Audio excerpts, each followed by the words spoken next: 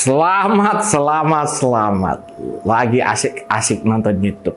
Jadi kebelet dan merinding ketika dengar berita tentang ACT lagi. Nah gini ya, temuan polisi terkait sebagian dana sumbangan yang diselewengkan oleh pihak ACT.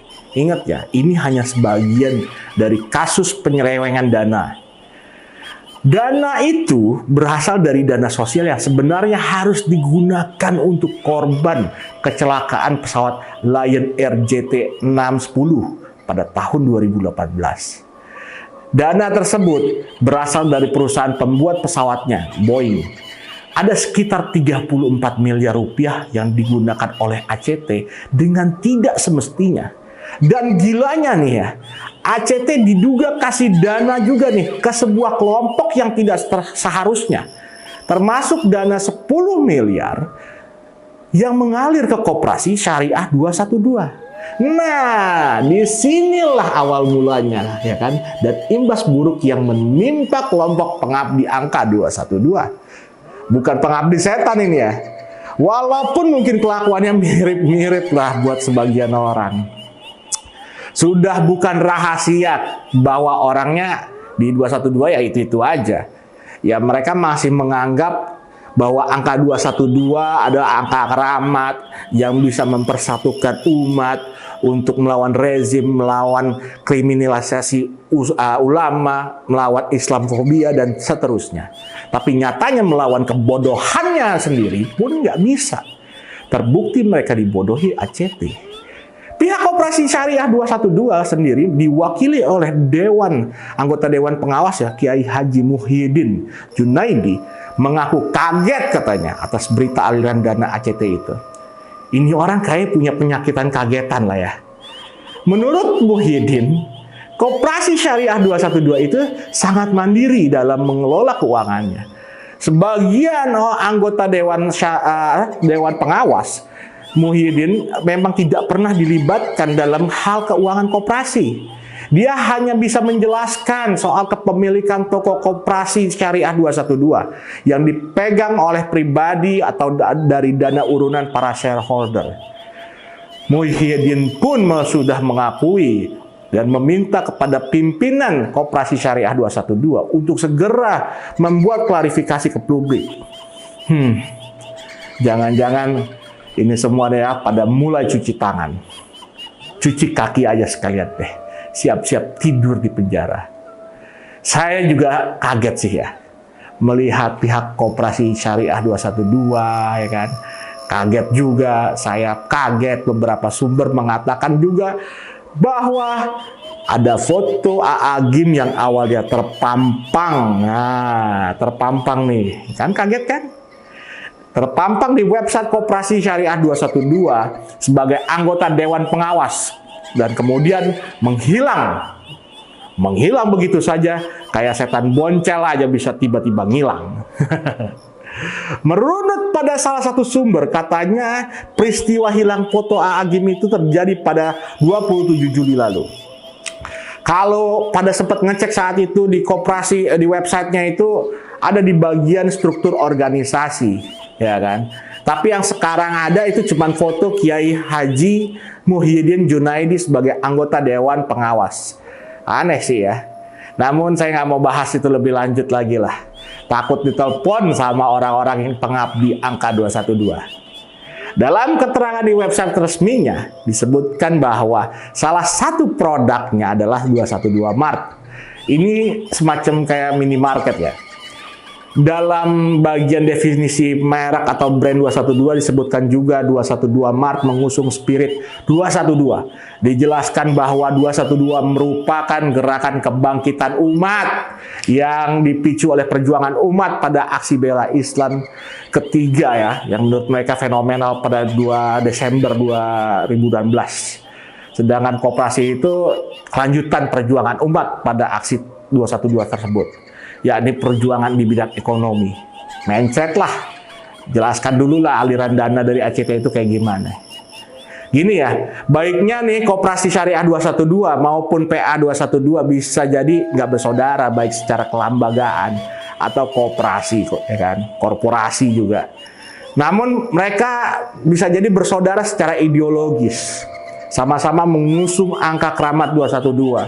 Angka yang selalu dihebohkan, digembar-gemborkan sebagai simbol semangat yang bisa menaklukkan penguasa, ya kan?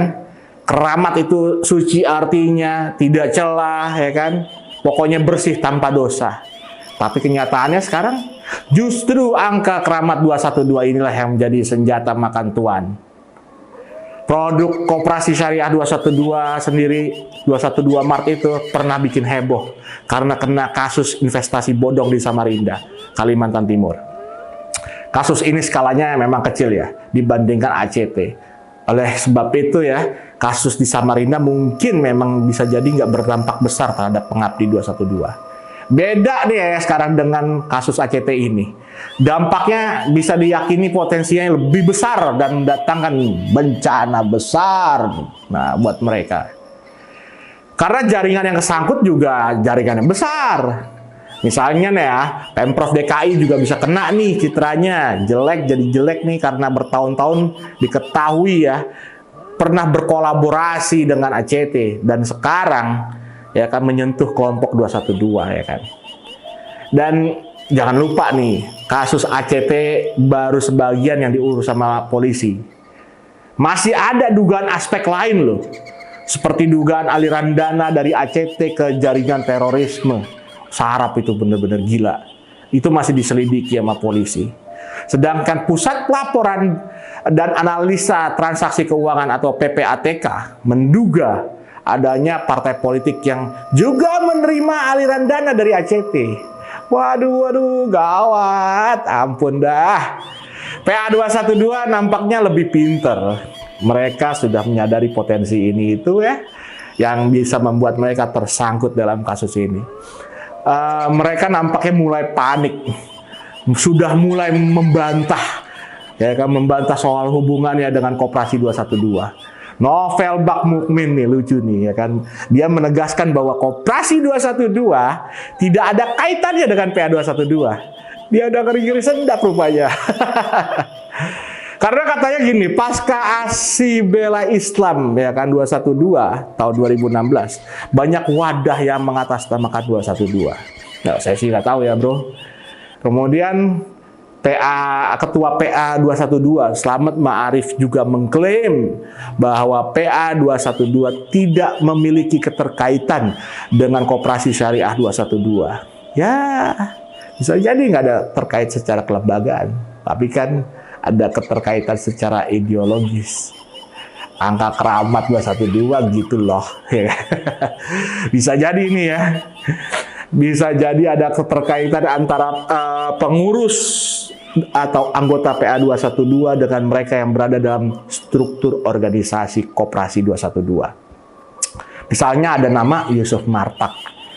Nama dia itu ada dalam struktur organisasi di Koperasi 212 sebagai Dewan Pengawas Operasional. Lalu di dalam PA212 pun Yusuf Martak juga ada. Dia sebagai Ketua Majelis Suro ya. Serem kan itu kan? Ada di situ, di sana, di situ. Jadi kedekatannya itu nggak bisa dipungkiri. Karena udah terlem. Tahu lem kan? Melekat tuh, nempel ya, angka 212. Angka ini kan jadi andalan PA212 untuk menggalang dukungan massa. Gimana bisa menarik hati massa lagi nih kalau angka 212 sudah tercoreng, tercemar gara-gara kasus ACT. Kasus ACT ini mungkin bisa juga disebut sebagai penipuan umat. Mereka yang udah percayakan dana sedekah melalui ACT, sedikit banyak nih ya, pasti dipengaruhi oleh elemen religius ACT. Percaya sama ACT dengan sepenuh hati sama halnya ketika mereka mempercayai Koperasi Syariah 212. Namun kepercayaan itu sekarang mungkin sudah dirusak oleh ACT. Emang brengsek itu ACT kalau bener selewengin dana ya. Banyak orang yang kaget. Dan mungkin akhirnya sadar bahwa angka 212 itu tidak sesuci apa yang mereka bayangkan. Mereka cuma dijadikan alat, dijadikan sumber ATM bagi mereka yang berjiwa iblis. Ingat juga ya, bahwa pilihan politik juga berdasarkan kepercayaan. prestasi PA212 juga nggak sebagus, nggak seindah apa yang dikeluarkan dalam 2 pilpres terakhir ya. Capres yang mereka usung akhirnya kalah kan? Kalah mulu yang diusung sama mereka. Payah. Ada lagi cerita heboh tentang 7 juta umat, ya kan? Cerita 7 juta umat itu udah usang, udah basi. Itu juga 7 juta itu katanya. Yang protes di persidangan imam besar FPI juga jauh lebih sedikit. Sama aja dengan masa yang mau memperingati reuni itu loh, reuni 212 itu makin berkurang. Boro-boro jutaan, ngumpulin ribuan pun sulit, ya kan? Makin kesian kita ngeliat mereka. Karena mungkin dana juga nggak ada. Sekarang umat masa dikhianati mungkin oleh ACT. Makanya bisa dibilang kelompok 212 ini bakalan berpotensi loyo pada 2024. Nah, kita sebagai yang waras ya, tinggal nontonin aja. Oke lah, kita tahu bahwa semua bisa melakukan manuver apa aja. Dan itu biasa dalam perpolitikan. Di Indonesia, horornya politik tuh ya kayak gini.